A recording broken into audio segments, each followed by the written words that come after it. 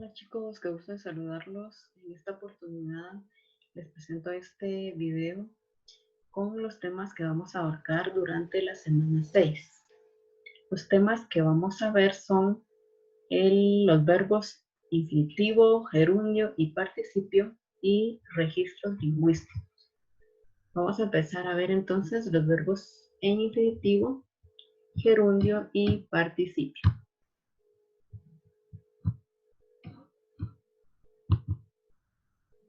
Tenemos entonces el inicio de la lección número 18 en la página 145.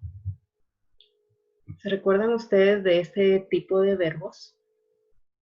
Dice que pueden adquirir una forma llamada no personales, porque no tienen ninguna marca que indique la persona que ejecuta la acción y tienen algunas funciones específicas en las oraciones. Esos son los verbos, ¿verdad? Las acciones que nosotros realizamos constantemente en cada momento o situación de nuestra vida.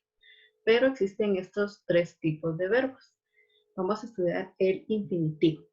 Dice que los verbos en infinitivo suelen terminar en ar, ir.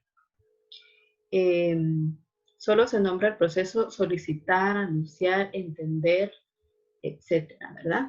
Y acá tenemos unos ejemplos de los verbos en infinitivo con su respectiva terminación. Analizar, amar, importar, interceder, poder, aprender, incumbir, reír, coincidir, salir, ¿verdad? Terminaciones a, el, ir para el verbo en infinitivo. Luego tenemos los verbos en gerundio. Dice que esta forma verbal indica el desarrollo continuo de una oración. Se caracteriza por construirse con tres sufijos o terminaciones ando, endo, yendo o yendo, ¿verdad? Esas son las terminaciones que caracterizan a los verbos en gerundio. Por ejemplo, mis padres estaban cenando temprano. Acá tenemos el ando. Estuve leyendo toda la tarde. Y tenemos el endo. No es bueno estar corriendo todo el tiempo. Y tenemos el yendo. Iremos construyendo entre todos mejores sociedades. Aquí tenemos el yendo, ¿verdad? Para nuestro verbo en gerundio. Aquí tenemos una información importante que dice: en una oración la función principal de un infinitivo es servir como sustantivo. El vivir bien depende de la actitud, ¿verdad? Acá el verbo vivir, como está en infinitivo, nos sirve como sustantivo dentro de una oración y como elemento principal del sujeto. Con apresurarnos no ganamos nada. Para llegar hay que partir, ¿verdad? En infinitivo. Y por último tenemos el participio. Dice que es una forma no personal del verbo que indica que una acción ya ha tenido lugar o ha finalizado. Y se caracteriza por sustituir los sufijos o terminaciones, ¿verdad? Las terminaciones de los verbos ado, ada, ido e ida. Y acá tenemos los ejemplos. Había estado sentado. Estado tiene la terminación ado. No se sentiría amado. Está acá la terminación ad, ¿verdad? Y en la anterior también la terminación ada en sentar. La terminación ido o ida, su mamá no estaba convencida. Jamás se hubiera sorprendido tanto, ¿verdad? Entonces estos verbos en participio con sus respectivas terminaciones, así es como nosotros los vamos a identificar al momento de leer un texto o también cuando redactamos algún texto, ¿verdad? Tenemos las conjugaciones perifrásticas. ¿A qué se refiere este tipo de tema? Dice que para poder realizar una conjugación perifrástica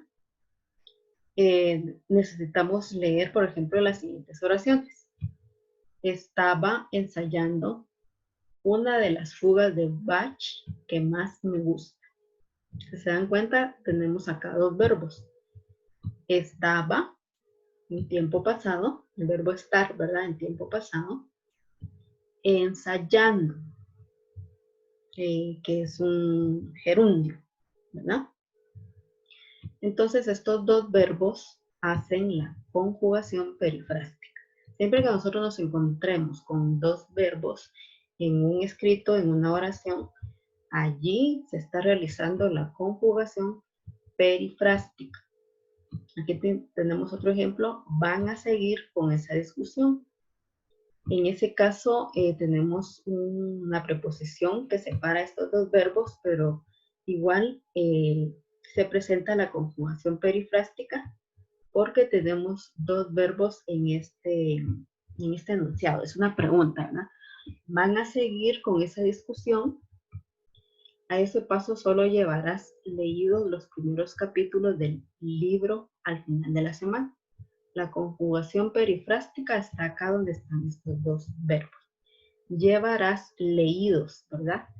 Leídos y llevarás. Ana tendría que llamar al médico ya, ¿verdad? Tenemos acá la preposición que, separando estos dos verbos que también es válido. El verbo tener, tendría, y el verbo llamar, ¿verdad? Acá tenemos, dice, una perífrasis está formada por dos partes. Un verbo que actúa como auxiliar, es decir, que pierde su significado léxico para conservar solo la información sobre tiempo, modo, persona y número. Estaba es el verbo auxiliar en estaba ensayando. La segunda parte de toda la perífrasis es un infinitivo, un participio o un gerundio. Entonces, si nos damos cuenta, otra de las funciones de el infinitivo, el gerundio y el participio es también realizar o conformar una conjunción perifrásica, ¿verdad? Dos verbos conjugados en diferente tiempo, también separados por alguna preposición, realizan la conjunción perifrástica. Acá tenemos una tabla donde nos indican algunos ejemplos para su mayor comprensión. Dice, se usa para indicar terminación de la acción, interrupción de la acción, inminencia o cercanía del inicio de la acción, comienzo de la acción, repetición, obligación o necesidad, posibilidad o probabilidad de la acción, ¿verdad? Ustedes van a leer ya con más tiempo cómo se realiza la perífrasis y los ejemplos que nos da este cuadro. Y ya sabemos que los tiempos verbales, presente, pasado y futuro, ¿verdad? Forma simple y forma perifrástica. Oración con auxiliar y oración sin auxiliar. Acá tenemos las actividades que vamos a realizar en Zoom.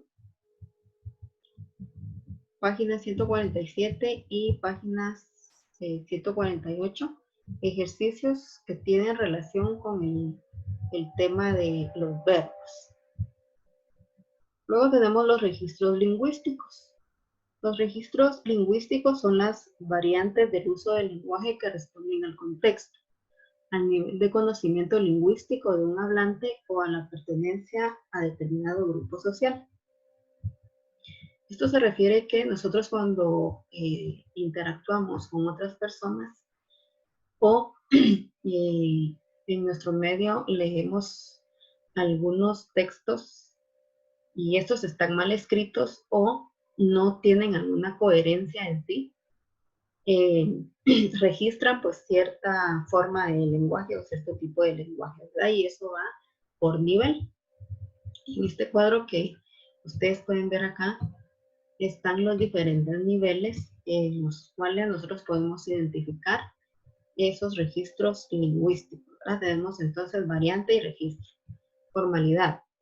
Entonces tenemos el nivel formal y el nivel informal del lenguaje, ¿verdad? Que son aquellas personas en las cuales han tenido cierto nivel académico y pues a la hora de conversar, de dar una conferencia en su trabajo, tienen ese nivel culto, por decirlo así, de transmitir ese mensaje con coherencia y cohesión a las demás personas, ¿verdad? Y obviamente ese mensaje es entendible.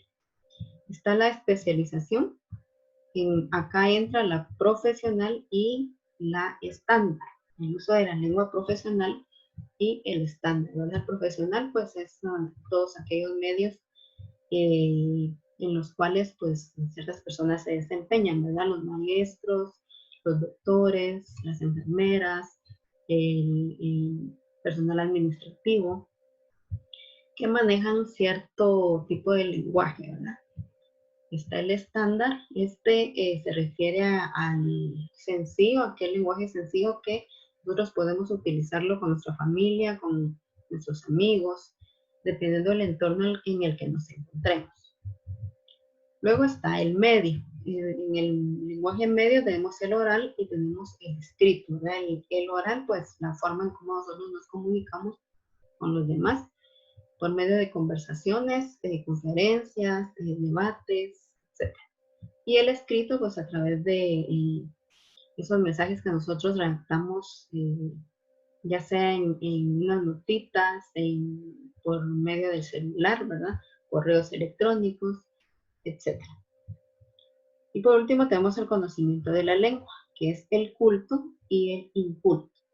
El culto, pues, lo utilizan las personas de una élite social elevada. En este caso, pues, mayormente lo utilizan la realeza y algunos gobernantes, ¿verdad? Y el inculto son aquellas personas que no han podido tener acceso al estudio y ellos pues expresan la lengua como se la han enseñado sus antecesores, ¿verdad? Sus abuelos, con las personas con quienes han convivido y no han podido tener una forma de educación. En este caso entra el arcaísmo, entran los barbarismos y los vicios de dicción. Acá tenemos entonces qué es dicción. Dice, se refiere al modo de expresarse de manera oral o por escrito. La dicción comprende la pronunciación de las palabras, la selección del léxico y la estructura de las oraciones. En la dicción nosotros podemos entender la forma en cómo se expresan las personas, si tienen coherencia al formar sus oraciones y sus frases para ser entendibles al momento de hablar o al momento de escribir. Entonces, ¿cuáles son los vicios de dicción? Son formas incorrectas de expresarse que comprenden errores en la pronunciación, la sintaxis o la semántica, ¿verdad? Y hay diferentes vicios de dicción cuando nosotros pronunciamos mal ciertas palabras o las escribimos mal, ahí se produce ese vicio de dicción y vamos a ver cuáles existen. Tenemos anfibologías, que es el empleo de frases u oraciones que tienen más de una interpretación, ¿verdad? Muchas veces no coordinamos bien las palabras y al momento de que nosotros las pronunciamos o las damos a conocer a los demás, tiende a darse doble sentido en esa frase o en esa oración, o a que las otras personas entiendan de otra manera el mensaje. Un ejemplo de ello está: Martín fue a la casa de Julio en su auto. En esta oración no sabemos si Martín utilizó el carro de Julio o viceversa, ¿verdad? No se entiende.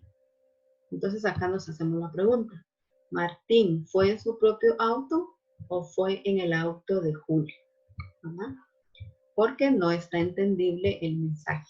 A eso se le llama anfibologías, cuando se da se puede dar diferentes interpretaciones porque no se entiende el mensaje. Luego tenemos el pleonasmo. El pleonasmo es la repetición de frases o de palabras, ¿verdad? Muchas veces escribimos en un texto las mismas palabras, las repetimos constantemente y no hacemos el uso de sinónimos.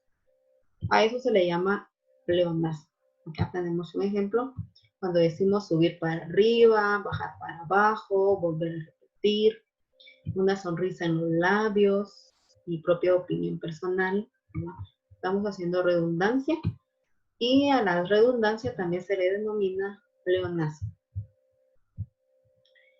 Luego tenemos las muletillas. Las muletillas se refieren a cuando una persona no está segura de dar un tema, de exponer cierto tema y a causa del nerviosismo emite ciertos sonidos, ¿verdad? Por ejemplo, verdad, verdad, verdad, repite constantemente una palabra, es a causa del nerviosismo, ¿verdad? Eso se le denomina muletilla. Y por último tenemos los barbarismos. Dice que son palabras o frases cuya pronunciación o escritura son incorrectas. Por ejemplo, en lugar de decir voy y guardo, bueno, guardar, ¿verdad? Guardar un libro, decimos aguardar un libro. ¿Verdad? Eso está mal pronunciado y si lo escribimos, pues también está mal escrito, ¿verdad? La palabra correcta es guardar. Cuando decimos haiga en lugar de haya, es ejemplo de un barbarismo. Acá tenemos otro, ciudad en lugar de ciudad, aperturar en lugar de abrir, conducir en lugar de conduje, nieblina en lugar de neblina, ¿no? Entonces esos son ejemplos de barbarismo que podemos mencionar, parte de los que ya les mencioné. También otro ejemplo de barbarismo es cuando le agregamos S a ciertos verbos, ¿verdad? Cuando decimos comiste, trajiste, caminaste, ejemplos de barbarismos, ¿verdad? Palabras incorrectas que pronunciamos mal o escribimos. Actividades de este tema en la página 151 y 152. Y vamos a trabajar en nuestro Zoom la próxima semana. Eso es todo, chicos. Se cuidan.